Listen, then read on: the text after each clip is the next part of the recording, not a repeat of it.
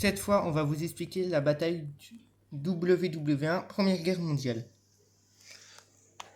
Bon, les Noirs seront faits par les Anglais, les Français et les Serbes.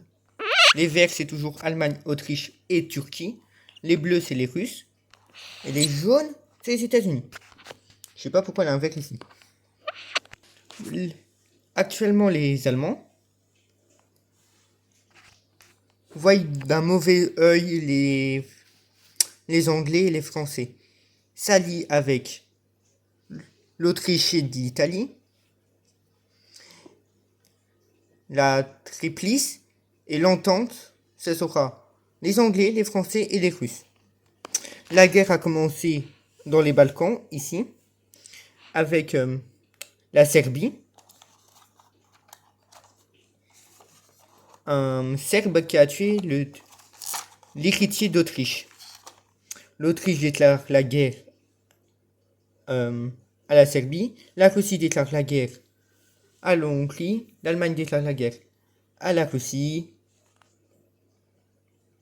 La France déclare la guerre à l'Allemagne. Et pour l'instant, l'Angleterre ne fait rien.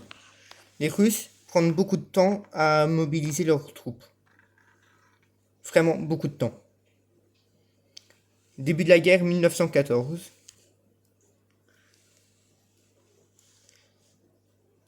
Les Allemands se concentrent vers le front français. Passe pas par l'Alsace ou la Lorraine, passe par la Belgique. Les Français reculent. L'Angleterre, sachant que déclare la guerre aussi à l'Allemagne quand ils ont appris que ils sont passés par la Belgique. Ils n'ont pas voulu passer par la Suisse parce que c'est que de la montagne. Désolé les Suisses. Les Russes arrivent enfin et déclarent la guerre. Ils attaquent déjà l'Autriche. 1915, ça change un petit peu. Dans les colonies. Dans les colonies. L'Empire ottoman, qui est ici, à cette époque, veuille s'expandre vers l'Égypte. Mais les Anglais ne veulent pas, et les Français encore moins. L'Égypte qui a un territoire anglais. L'Ottoman rejoint l'Allemagne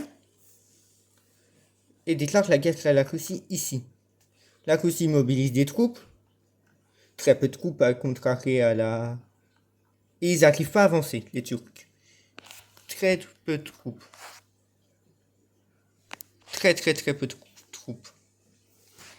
Les Russes, en voyant que ça se passe bien, pour la 1917, première révolution en Russie qui n'a pas bien marché, qui sera les rouges, les communistes.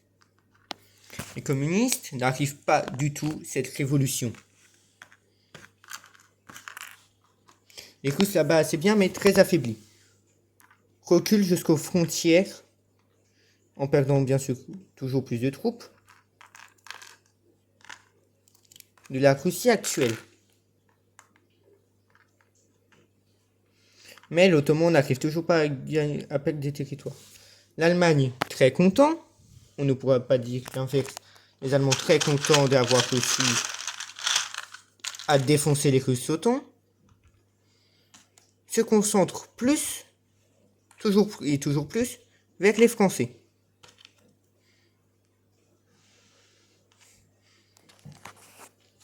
Demande aux chefs mythiques qui on va les faire en vert,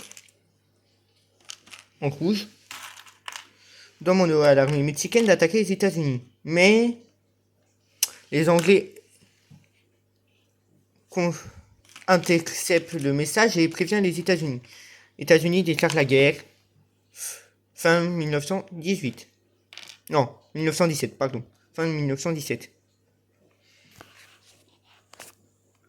Maintenant, 1918, deuxième révolution en Russie.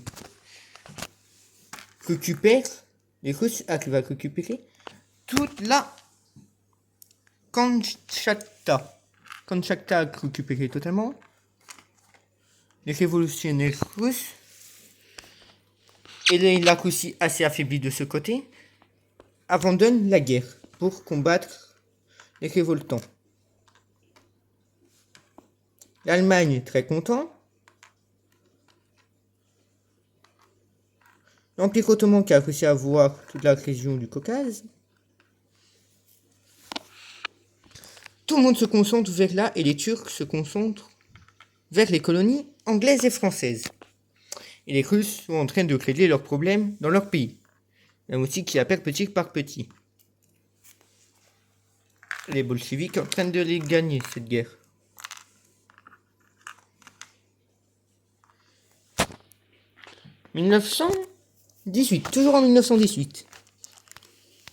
Premier bateau blindé de soldats arrive. Beaucoup sont morts pendant ce trajet, malheureusement. Les Français vraiment très affaiblis. L'aide des Américains n'allait pas changer beaucoup de choses pour eux. L'Italie, peur que l'Allemagne attaque vu que ils sont pas aidés, ils rejoignent les Français anglais. L'Italie qui est là. La Serbie meurt, au revoir. Et les Russes se font encore plus dégommer. Les révolutionnaires sont à Moscou. La capitale qui est Kiev. Qui est vers la Kiev. Bon, les Américains, les Allemands ont encore plus de mal à avancer. Les Allemands très tristes. Et l'Autriche-Hongrie très contente, mais ils envoient même aussi des troupes dans le nord de l'Italie, mais même ces guerres ne changent rien. Les Anglais, milieu 1918, font une grosse avancée en Empire ottoman. Récupèrent la Palestine, la Géorgie et Israël. Vraiment pas content. Les Turcs envoient une immense cavalerie qui meurent tous.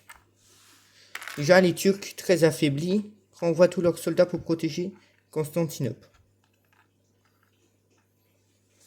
1919. Début de 1919. L'Italie avance. Et les Autrichiens commencent à perdre. L'Allemagne qui est toujours bien. La Russie, bon, du côté russe.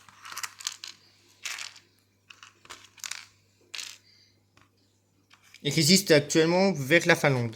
Parce que les Russes les ont défoncés, les bolcheviks.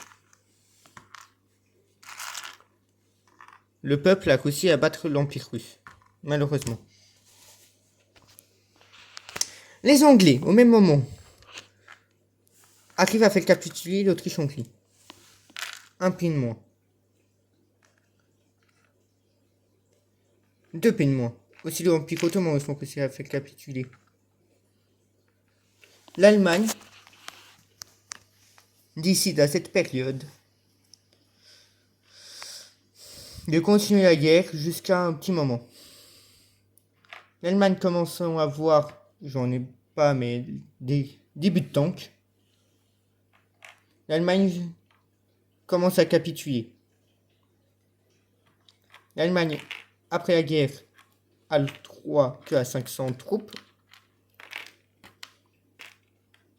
L'Autriche-Hongrie s'est fait diviser. Et l'Empire ottoman reste la Turquie.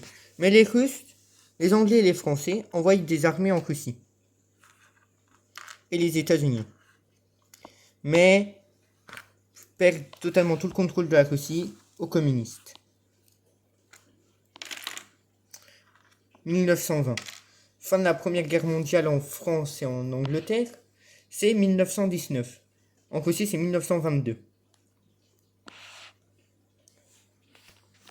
On appelle Verdun la bataille la plus enragée et la plus meurtrière. Les Allemands, c'est ceux-là qui sont plus perdus.